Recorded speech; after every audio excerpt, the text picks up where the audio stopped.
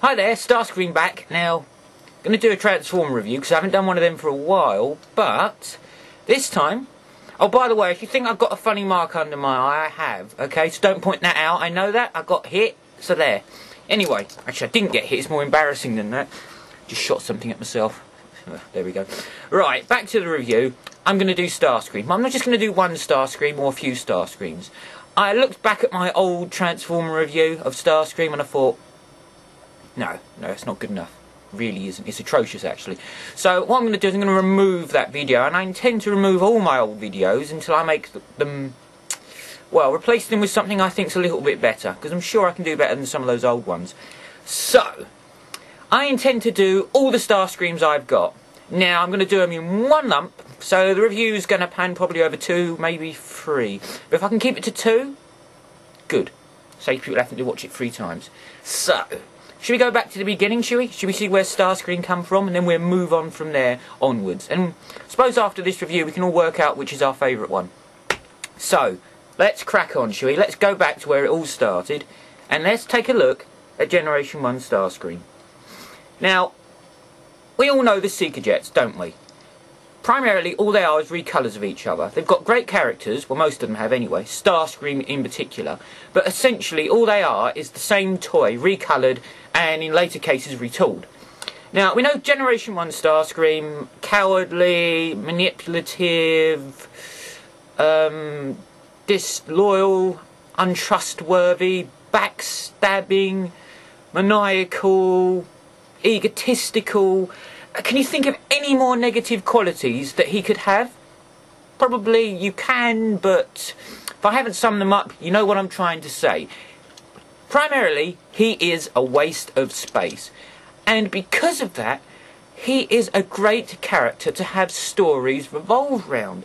Now, I would say that out through the comics and the Generation 1 cartoons, most of the stories pan round Starscream, or he's in some way responsible for what's going on. Now, we know he's always trying to get Megatron out of the way. He thinks he should be leader of the Decepticons. So, it's an old cliched story, blah blah blah, but he never does he?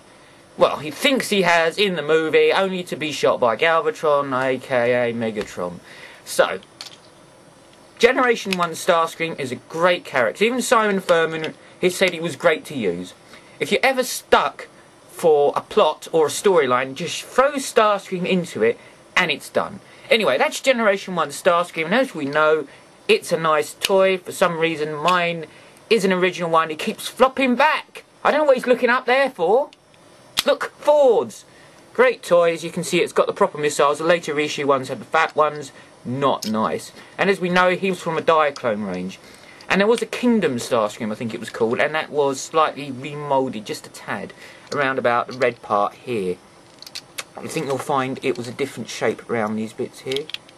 Anywho, Generation 1 Starscream, absolutely brilliant. So, where should we go from now?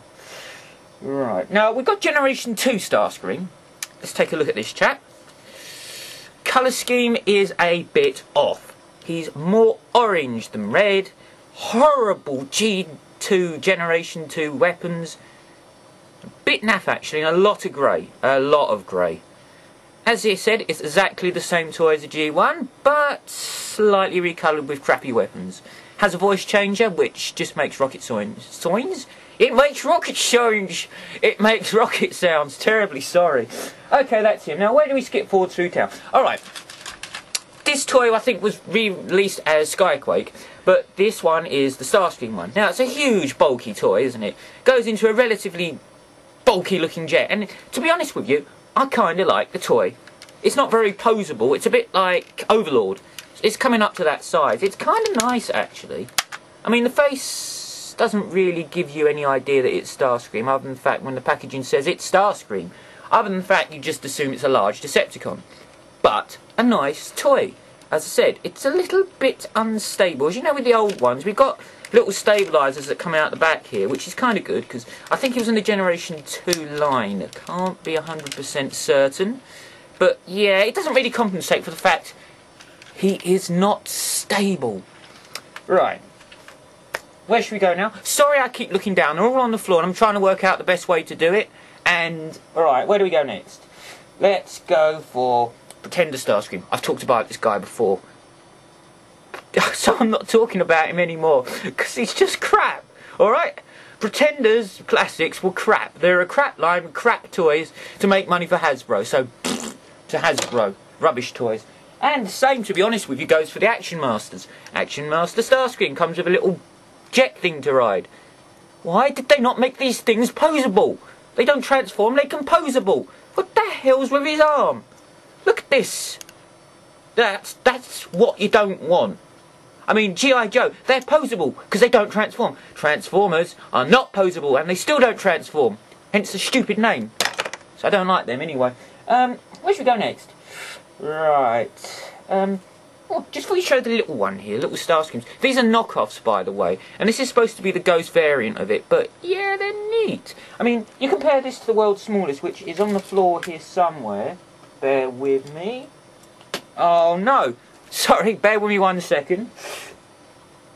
This is not working out. Thank you very much, little Starscream. World's smallest Starscream. Compare him to knockoff Starscream. Even though he's backwards.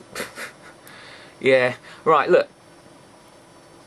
Nice little toys. And they share exactly the same transformation as a Generation 1 Starscream. So they're kind of nice toys, actually. I must admit the knockoff one's better, but hey-ho. They're nice toys. Look out for them. They're not too expensive, the knockoff ones. I think they're about £5 if you get them off eBay. Not a bad price. Right. Crack on. I'm looking down again. I'm really sorry about this. I should have thought this one out better, but I didn't. And I've lost where I'm looking. What'll come next? Right. That's going to have to be... I'm going to go for Armada Starscream. Did you hear that? Yeah, I'll explain who just fell over. Armada Starscream.